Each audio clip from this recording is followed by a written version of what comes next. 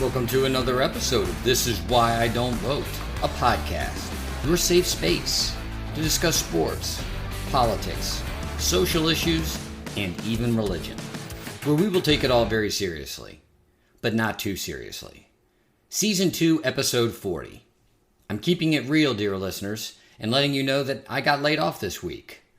I revisit the mission statement of this very podcast, This Is Why I Don't Vote, a brief discussion on states' rights, the fact that there are people who love it in theory, but hate it in practice.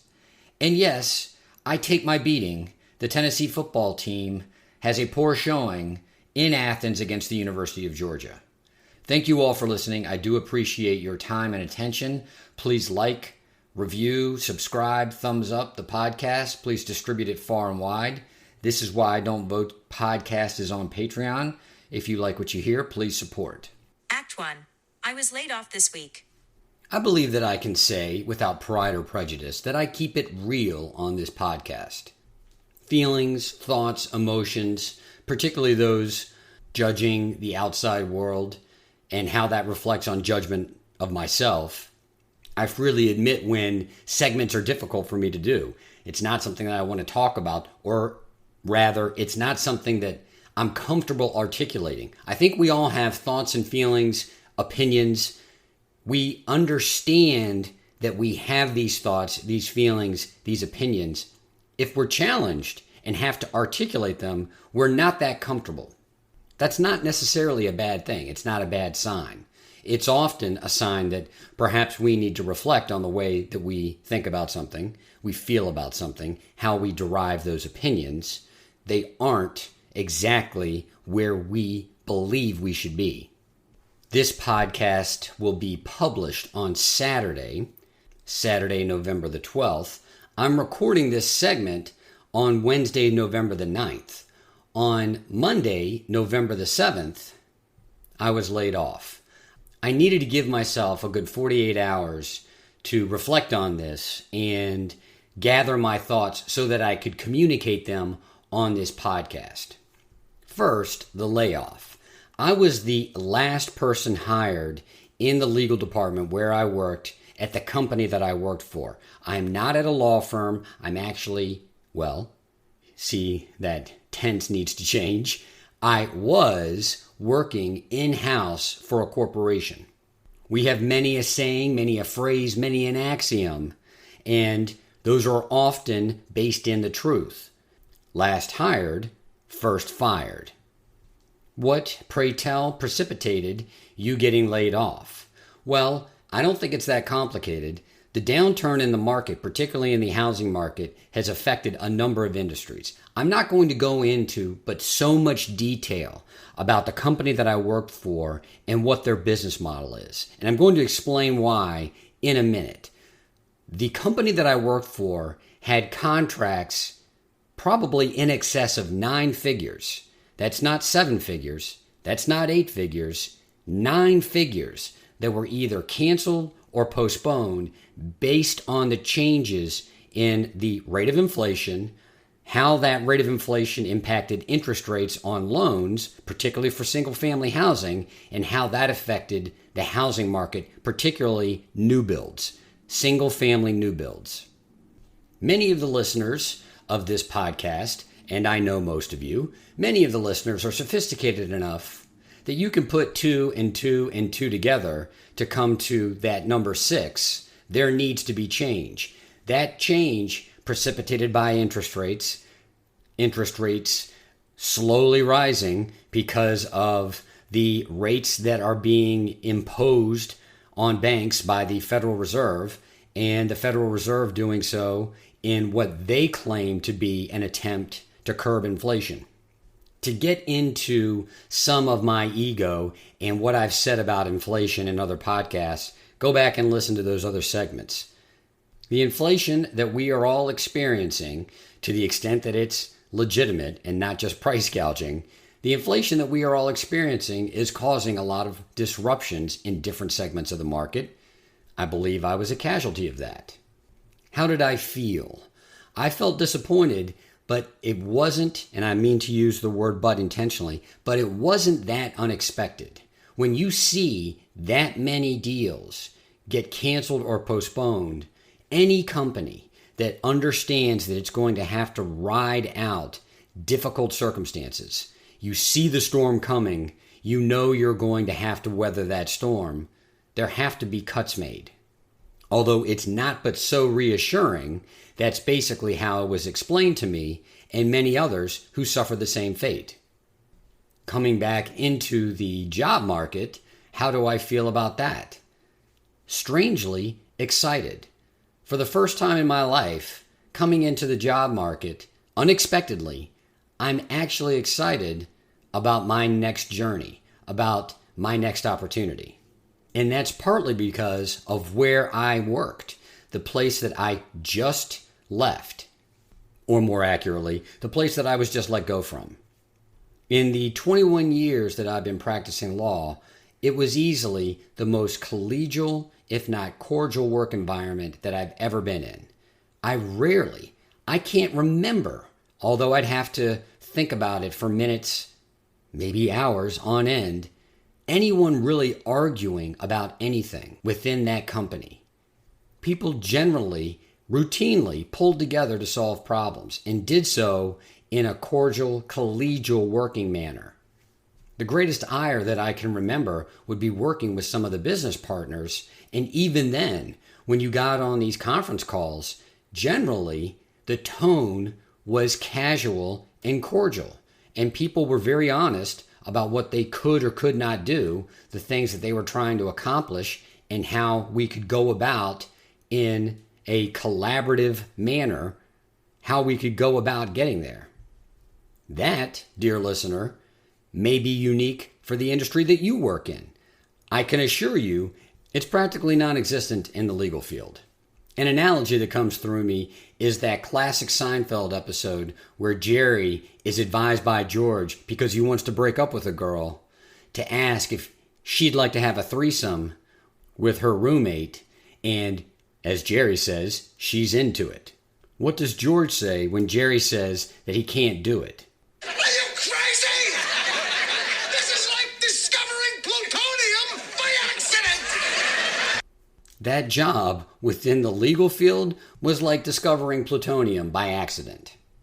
So one would think that I would be more disappointed, more downtrodden, more despondent about losing such a job.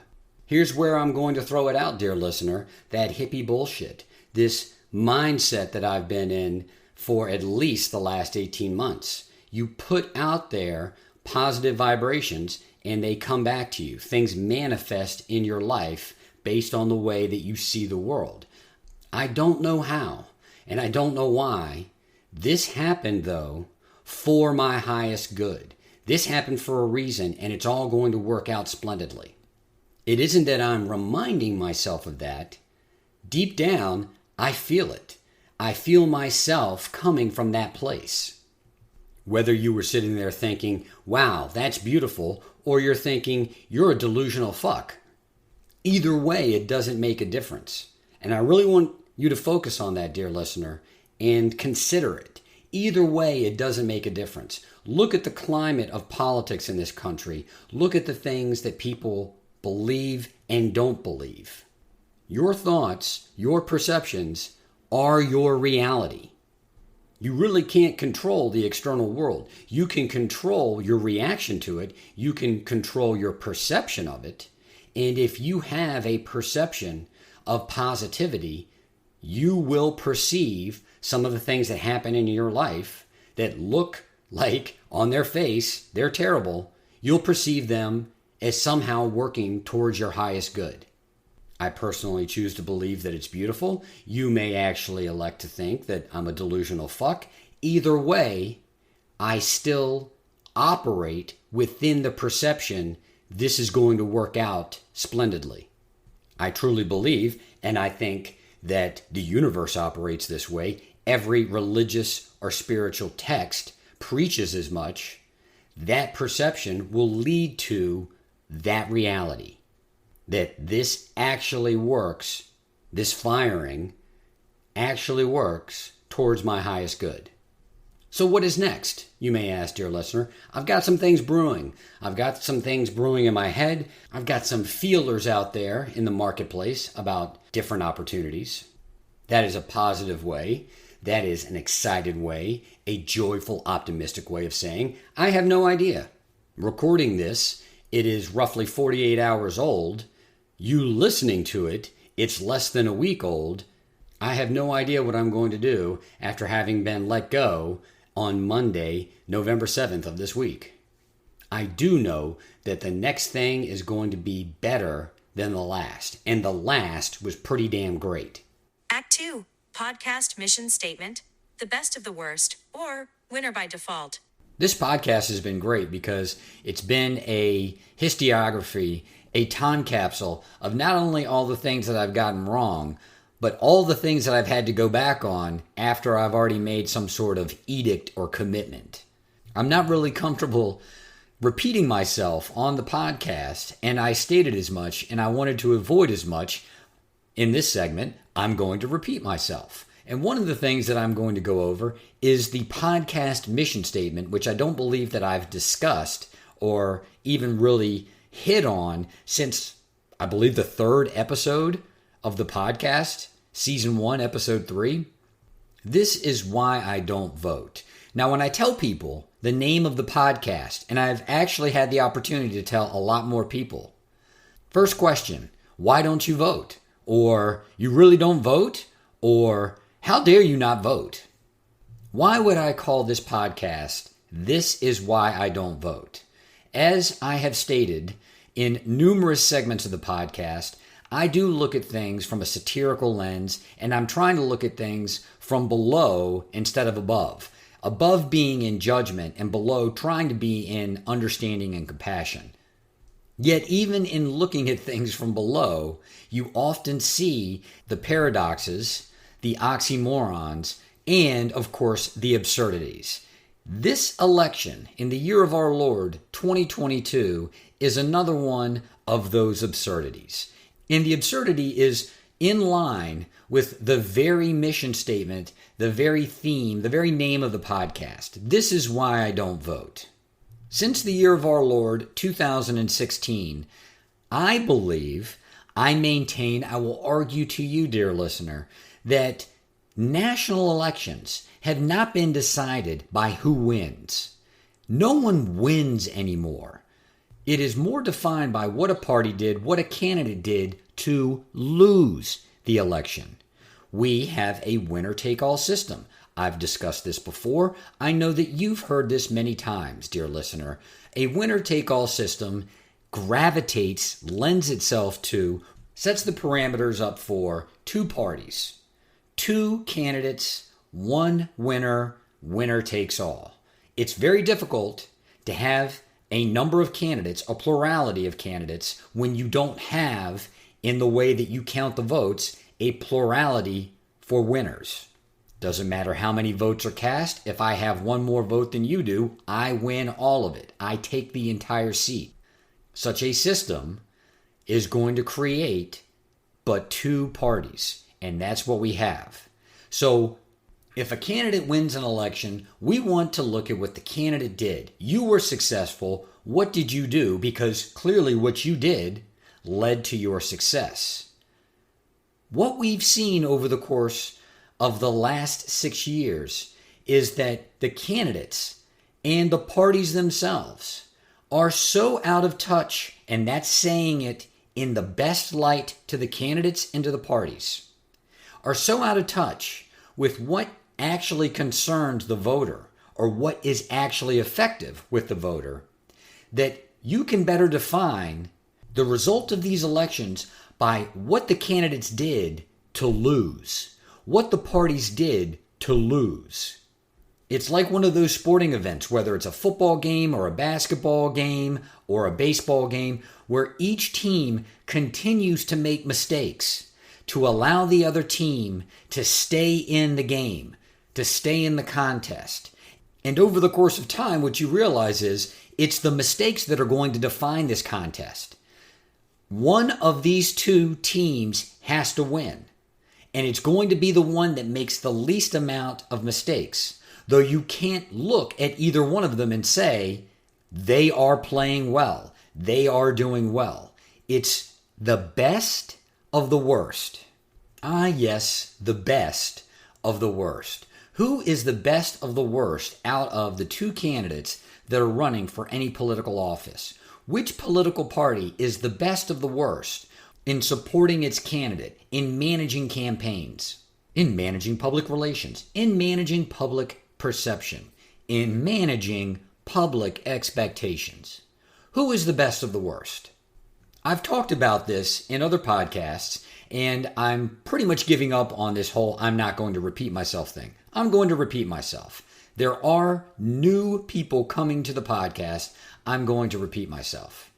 2016, Donald Trump got a lot of votes. No question about it. He got a lot of votes, and he did some things to help generate support from people who were not traditional voters, people who literally had never voted before, who had been of age to vote, never registered, never participated in politics. Not taking anything away from that. He still didn't get as many votes as Hillary Clinton, and he very easily could have lost to Hillary Clinton. Hillary Clinton, for her part, lost the election. Donald Trump did not win. Hillary Clinton lost. How did she do so? How was she the worst of the worst? Many aides, many people in her orbit, campaign contributors, Democratic luminaries, her husband said, it's probably not a good idea that you go and you give these private speeches for exorbitant amounts of money to these Wall Street hedge funds. It's just not a good look. What did she do? Well, Hillary Clinton, she went and she made those speeches. And you know what? Some of them were actually recorded. And some of those recordings were then turned into transcripts. And what happened? Sure enough, those transcripts, they get leaked. And what does Hillary Clinton say to a bunch of Wall Street hedge fund people where she's getting paid $250,000 a pop to go in and give what? An hour speech? Gentlemen, I say things. I say things to you. I say things to the public. I may not say the same thing to you as I say to the public, and that's okay. That's politics. Trust that what I say to you, dear hedge fund manager, dear Wall Street banker, trust what I say to you is the truth, and this is who I will be when I get elected as President of the United States. For a woman that had a reputation of being untrustworthy, my God. I mean, my God. What does she do to double down on being the worst of the worst? She decides to rely so heavily on metrics, so heavily on polling data, that she does not campaign in states that she believes she's going to win. And moreover, she doesn't campaign in states she believes she's going to lose. She doesn't campaign in states that she's confident that she's going to win based on what? Polling data. And she doesn't campaign in states that she's confident she's not going to win based on what? Polling data. So she's only campaigning in a few key, what she believes to be, swing states. Say what you want about William Jefferson Clinton. One thing that he could do was go out and win elections. And he was furious at this decision. He thought that all of the people in Hillary Clinton's orbit were completely wrong about this. Even if you don't think you're going to go and win, you campaign in those states. You show support to all of those Democratic operatives, field workers who put in so much time supporting you. And you certainly go and you campaign in the states where you're up big because you want to go and take a victory lap on occasion. And certainly you want to give a pat on the back to the Democratic infrastructure within those states that have garnered you such a big lead. She didn't do it, and she lost the election. Hillary Clinton lost the election. Ipso facto, Donald Trump was the winner 4 short years later. And a lot of different things can be attributed to Donald Trump losing the election, because that's what happened. Joe Biden didn't win the election. The election wasn't stolen. Donald Trump lost the election. I'm not going to go over the litany of things that Donald Trump did wrong. in order to lose that election. I'm going to go over one, and it's one that the Republicans still have a hard-on for. I have no idea why, and it makes absolutely no sense, and it's going to cost Republicans future elections. Mail-in ballots. Donald Trump wins Pennsylvania. Donald Trump wins Arizona. Donald Trump wins the presidency. He has his second term, and it's all over mail-in ballots. Do you know who likes to mail in their ballot? Olds. Olds. Not olds like me. Octogenarians. Wheelchair-bound olds. Olds in a nursing home, in a retirement community. You all have family members. It's not an unknown phenomenon in the United States that people get more conservative when they get older. It's rare to find a situation, even if someone is a proclaimed Democrat, they still get more conservative as they get older. And conservatives, well, they get even more conservative. So by discounting mail-in ballots and stating that they are categorically a fraud and that they're not legitimate and that people should not vote by mail, you are eliminating the possibility that people who could otherwise not vote, no one who's sitting in a wheelchair, infirmed, who has the ability to vote, is going to go wait in a 3.5-hour line to cast a vote for you. If you already call into question the validity of one part of the voting apparatus, there are those who may not vote at all, thinking it's all a fraud anyway. Maybe if Donald Trump's COVID response was better, he would have won the election. Maybe if he had reprimanded, maybe if he had disclaimed these white nationalist groups, maybe he would have won the election.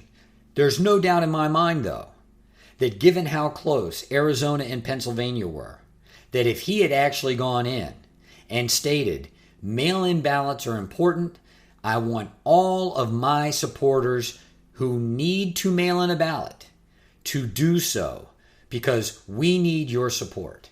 That man would be president of the United States right now. It's been an old Republican talking point. It's a stupid talking point. It's an East Coast DC talking point that mail-in ballots are bad for Republicans. Well, Joe Biden is president, and he's done a bang-up job, hasn't he, dear listener?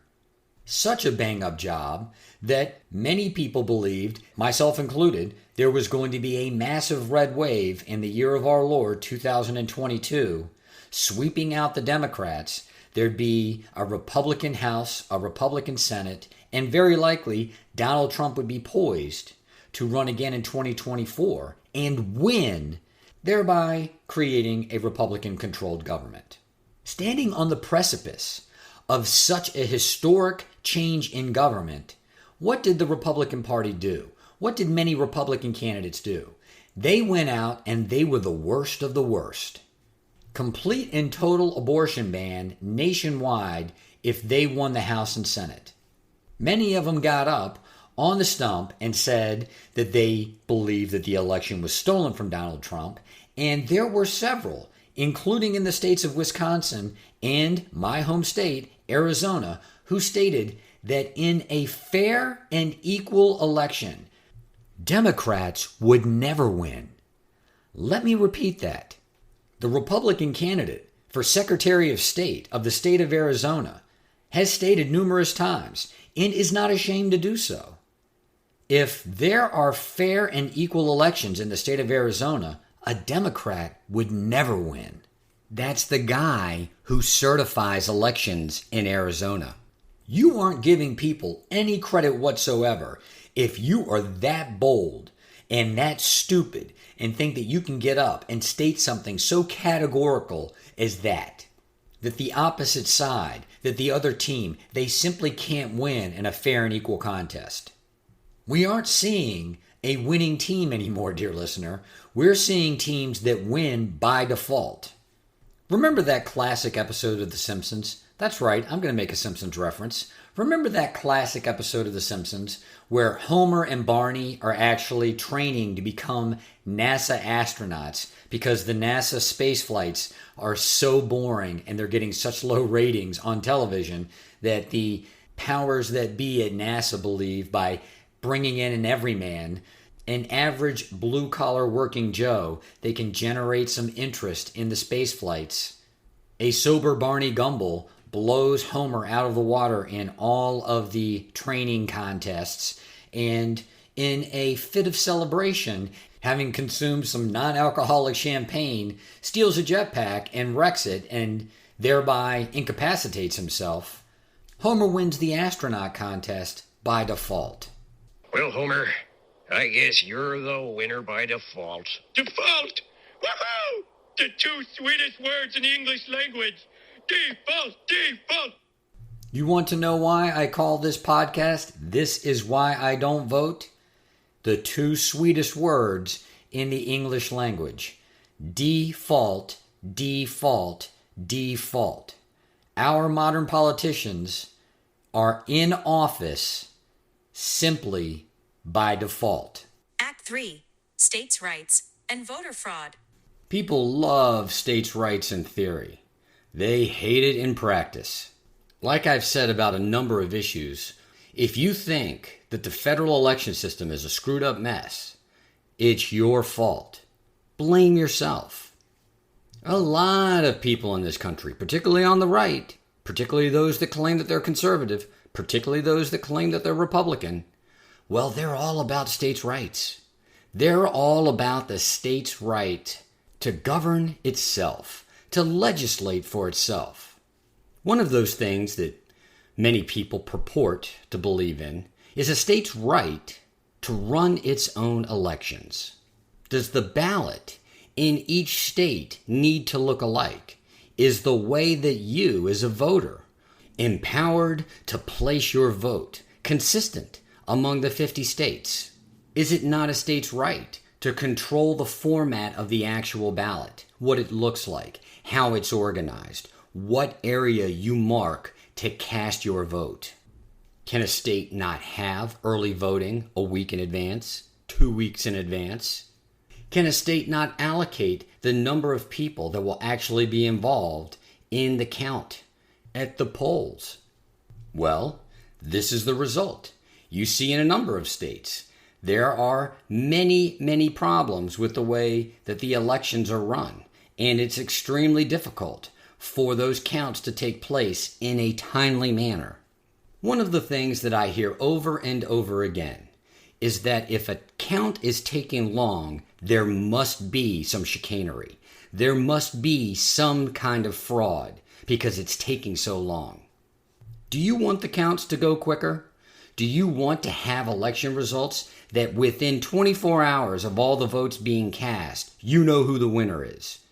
You know that other countries around the world have this certainty. And you want to know why? Because they have a federal election. Whether or not the country is divided into states or provinces or regions, it doesn't matter. There is no issue of states' rights.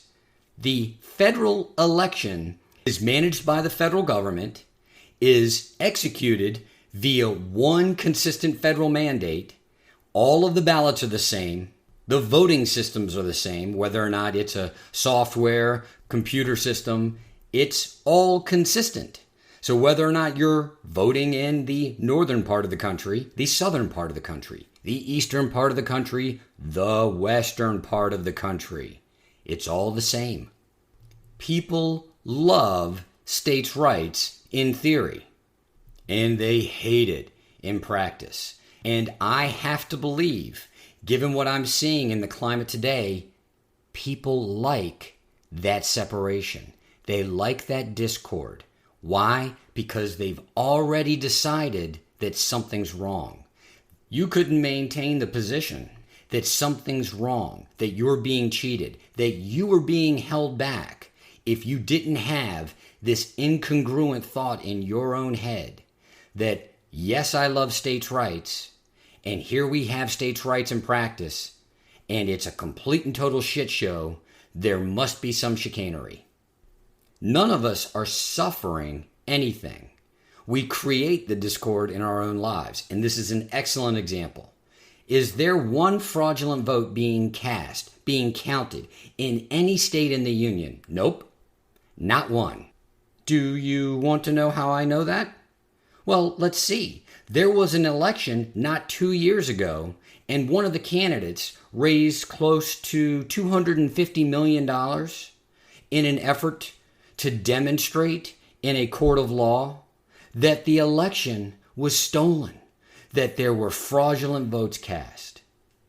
And he couldn't prove one single fraudulent vote. Not one.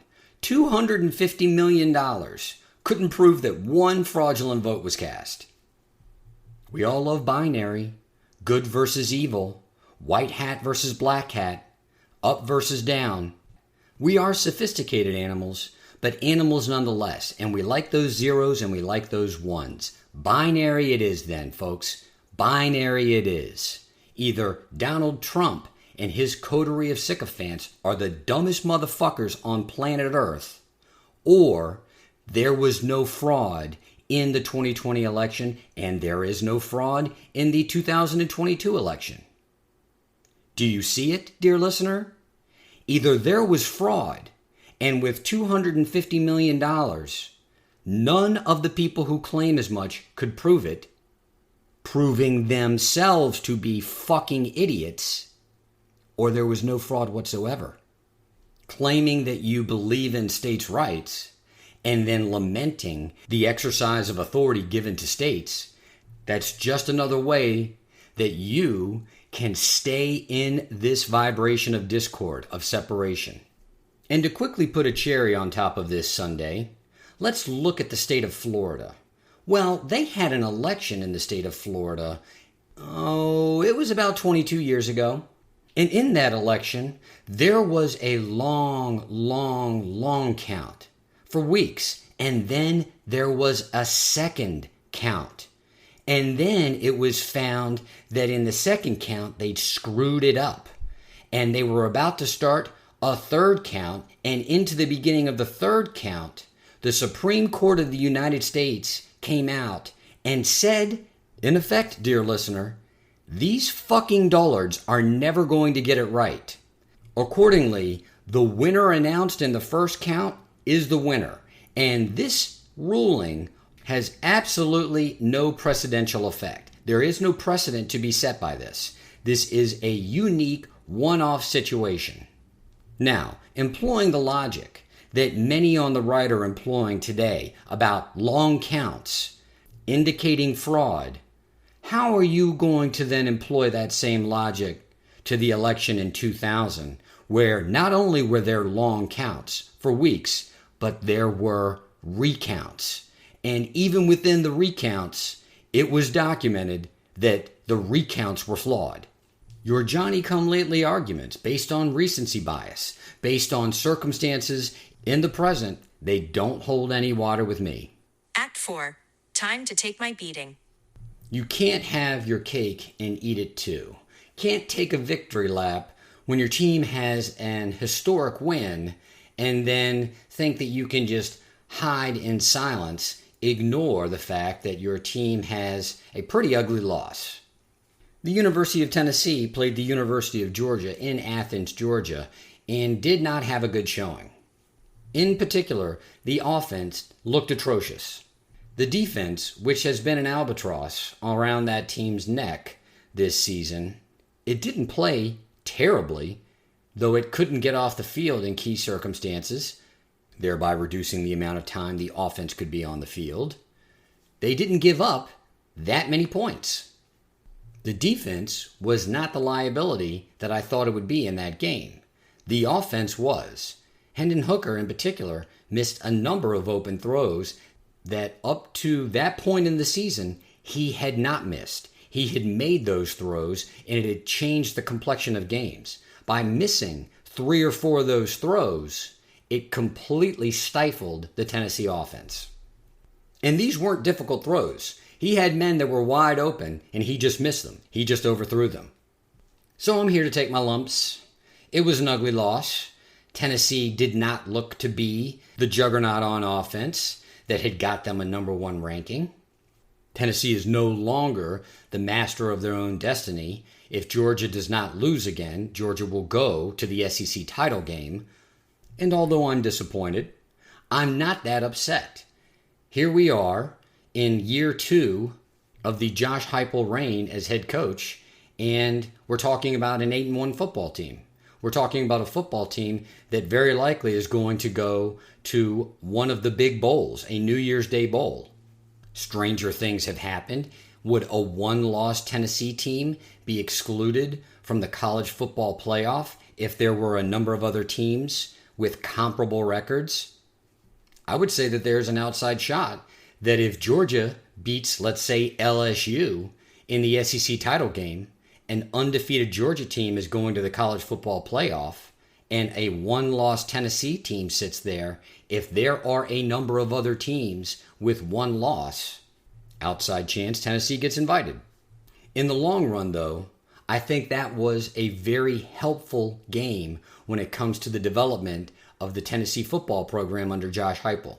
They know they've got to get better on defense, and they know that they have to have a more consistent plan on offense when they run up against some of these better defenses in the SEC.